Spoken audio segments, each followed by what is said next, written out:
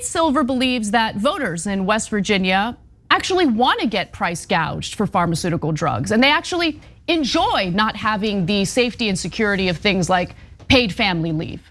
In fact, in a tweet, the questionable statistician said this: if you believe statements such as polls show Build Back Better is super popular in West Virginia, then I have a bridge to sell you. BBB polls just barely better than break even nationally. It is not going to be popular in a state Biden lost by 39 points. Now, it's true that West Virginia did not favor Biden, but they're not being asked to support Biden. They're being asked to support legislation that has very specific provisions, which, by the way, wow, shocking, have been polled, and they don't barely break even.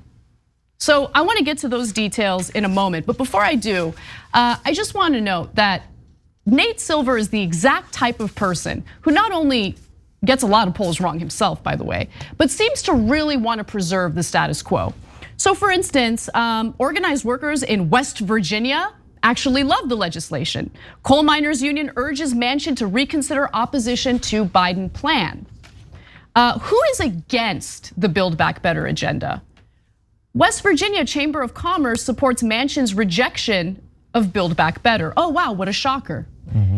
So I want to go to one poll, but we have a few that we can give you data from. This one is from Data for Progress. It's the one that we've cited before, and it shows how West Virginians feel in regard to Build Back Better.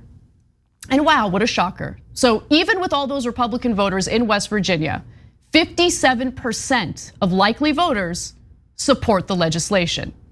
Including 43% of Republicans, which is a big number among Republicans, and especially given the context that they're telling them that it's a Democratic plan.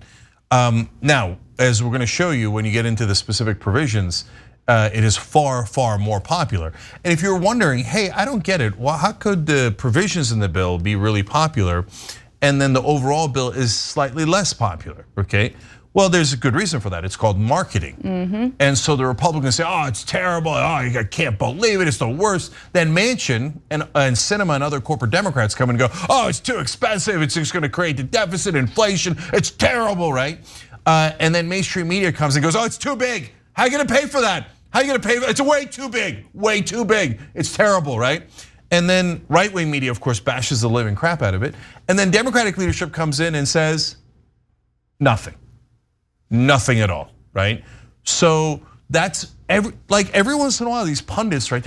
I can't believe how little they know about politics. They're like, I don't get it, man. The provisions are so popular.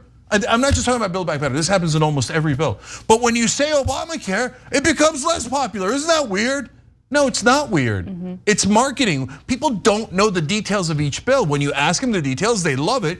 When you say it's a terrible, awful bill and both parties and all of the mainstream media agree, then they go, I guess it's a terrible bill, right? And even so, it's still popular in West Virginia. Nate, do you do any polling at all? Any at all? Or is your job to manipulate the polling to try to support the status quo?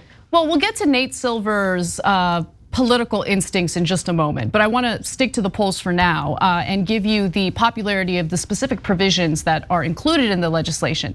Well, some of which were previously included in the legislation, but were later stripped out because of Joe Manchin. So when it came to paid family and medical leave, oh wow, real popular. So this is obviously polling both Democrats and Republicans, and with both parties included, 70% of likely voters in West Virginia support paid family and medical leave. That's shocking. I thought that West Virginians were just so different from every other human being.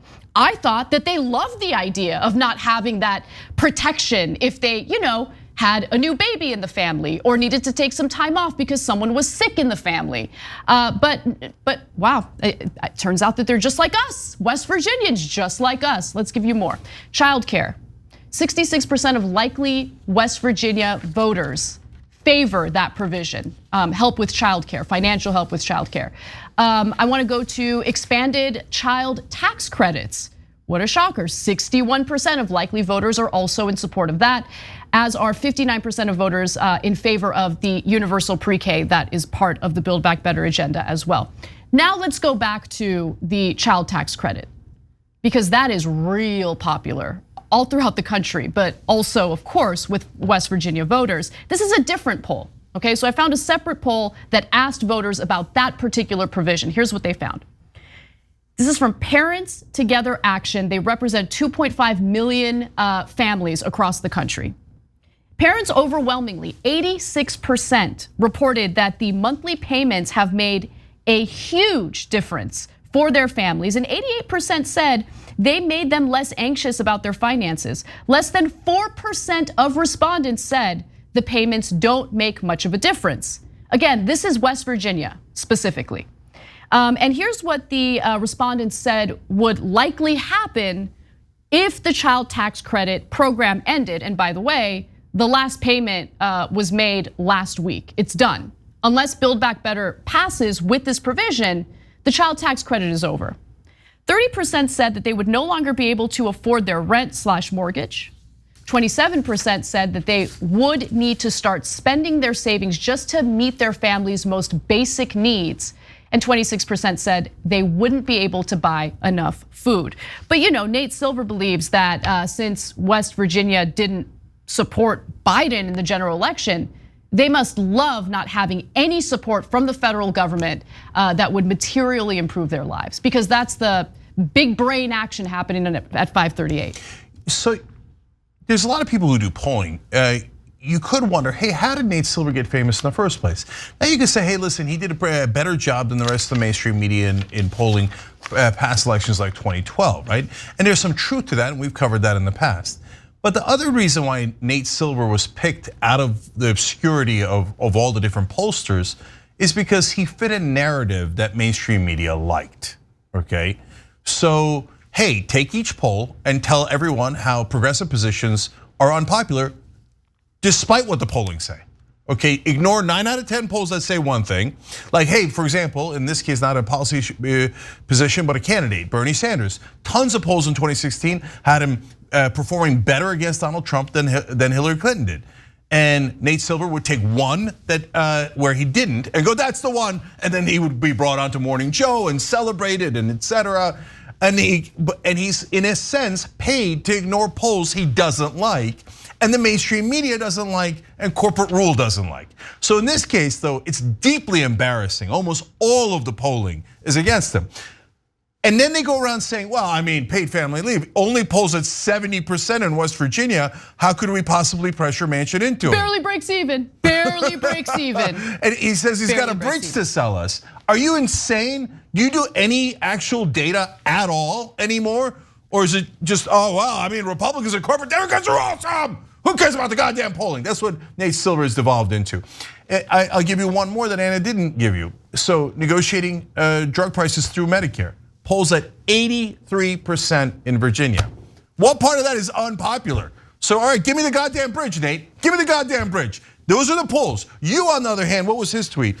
If you believe statements such as the polls show BBB is super popular in West Virginia, then I have a bridge over the river to sell you. With no quote of any polls. No citing of any polls at all. Like, oh, I just said they don't agree with corporate rule. Well, where's the goddamn numbers, Nate? Nah, it's just, okay, you're now totally lying. He's conflating the lack of popularity that voters in West Virginia feel for Joe Biden with how they feel about the various provisions that are included in the Build Back Better agenda. But I'm not done with Nate Silver in regard to his political instincts. I think that's worth discussing briefly as well. So I just want to remind you all that Nate Silver actually reminds me a lot of the head of Hillary Clinton's 2016 campaign, Robbie Mook, because Robbie made a lot of mistakes because he was obsessed with data. He made all of his decisions based on data. He was like the science guy. Hilarious. Made a lot of bad choices, made a lot of mistakes. And when I read into Nate Silver's previous predictions and what really drives him, he just reminds me of him, of Robbie Mook. Now in 2016, remember, Nate Silver put Trump's chances at winning the presidential election at 29%. So how did that work out for you? But let me give you more. And by the way, Anna, can I just say real quick on that? They give him credit for that because they say, well, he did better than other idiot mainstream media pundits who loved Hillary Clinton so much they thought she had a 200% chance of winning, right? That's damning with faint praise. I, on the other hand, went on ABC This Week and said Trump was gonna win, okay? Right. Who was right and who was wrong? So, and I hate Trump, but I don't let my bias get in the way of actually reading data. Whereas Nate Silver can't read any data apparently without going, the status quo is great. This confirms the mainstream mainstream and establishment politicians are all awesome. Because why? He's cherry picking to fit his agenda. So the New Republic had a pretty great piece on Nate Silver and his political instincts. And Aaron Timms writes this: as he recounts in The Signal and The Noise, his interest in it was the result, or interest in politics, was the result of frustration rather than any affection for the political process. He only began paying attention when politics threatened his economic self-interest. In 2006, Congress banned online poker, from which Silver had by that stage made $400,000, and his political awakening was assured. Okay. Oh, by the way, that's actually the one thing that gives me respect for Nate. Really? He's like, he's worried about his online. I don't care about online gambling, but I love how he's like, oh, regulations. I mean, think about what drove him, right? His financial interest in regulations. And you're gonna see why he loves corporate rules so much in a second. But Nate, I'll also happy to take you on in poker. Though he later dressed it up as a noble transparency initiative, Silver initially saw data-driven political forecasting as a business opportunity, and nothing about that transactional view of politics has left him in the years since. This is why, for example, Silver has characterized the financial crisis as a failure of prediction rather than a failure of policy. Absurd. Big brains. Big brains. Let me give you one more. No, because you know what leads to actual events in the real world? Predictions, not policy. Policy does not affect anything. It just floats in a cloud. But once you make a prediction, that makes things come true. Really? Can anybody be that dense? And it is why 538, which Silver conceived in 2008 while drunk on Cajun martinis waiting for a flight out of New Orleans, remains to this day a political website with no politics, or rather, no politics beyond a mute approval of the status quo. So, Anna, that's interesting you picked those quotes, because I thought the most interesting part of that New Republic piece was Nate Silver saying that he was somewhere between, and this is curious, I don't know what he meant. Somewhere between a liberal and a libertarian. First of all, libertarian, red flag, okay? That means I hate regulation, Republicans are right about everything. Okay, and corporations are right about everything, deregulate them, okay, and give them tax cuts. Okay, but then he went on to say that he was somewhere between Gary Johnson and Mitt Romney. Yeah, makes sense. Where's the liberal part? I mean, even if you take liberal as the pejorative, I still don't see one in there, right? So no, it turns out you're between a libertarian and a corporate Republican, which, by the way, actually explains everything. And so that's why he picks the data that always supports the establishment, instead of actually looking at the real numbers. So that's why I want to play poker with him. I don't even know if he's telling the truth or exaggerating and doing more marketing with that $400,000 gain in poker, right? But if he cherry picks like this, no. My data indicates that my jacks are better than your aces. Does it? Okay, that's not how the real world works.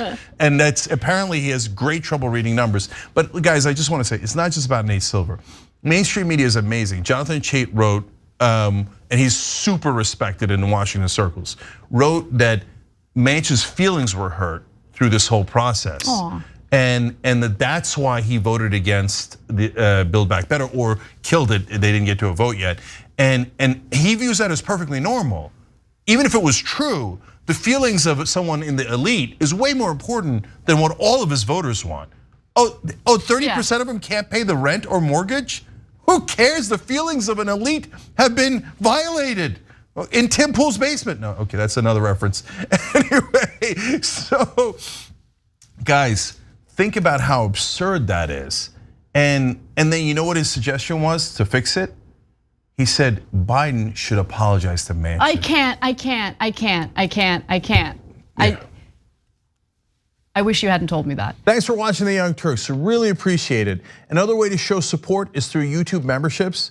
You'll get to interact with us more. There's live chat emojis, badges, You've got emojis of me, Anna, John, JR. So those are super fun. But you also get playback of our exclusive member-only shows and specials right after they air. So all of that, all you gotta do is click that join button right underneath the video. Thank you.